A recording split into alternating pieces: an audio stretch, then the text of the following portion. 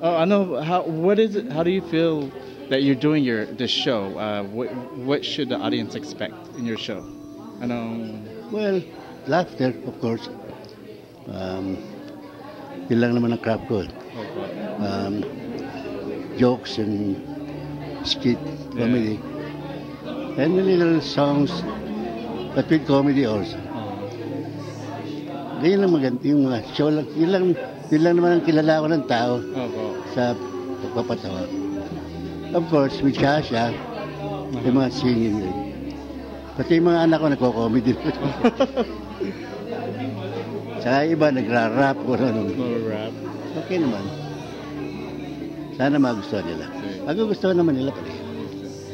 So ano? Hindi masasayang ang pera nila. Yeah. Worth it ka nga. Worth it. Saka marami naman kasabay pa eh. Opo. Maraming kasabay. Sila Florante, sila yung runner-up sa kwan. Oh. American, Ramiel. American American Idol. yan. Opo.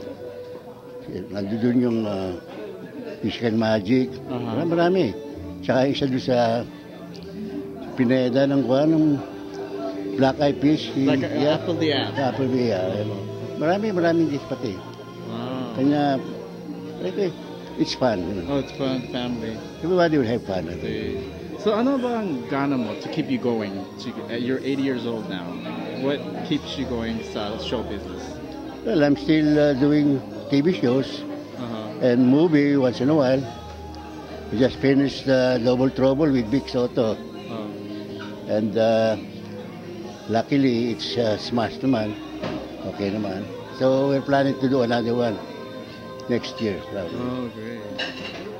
Pero after this tour, I'll rest for a while. You rest for It's I think we are booked for about 9 places to date this season up to December.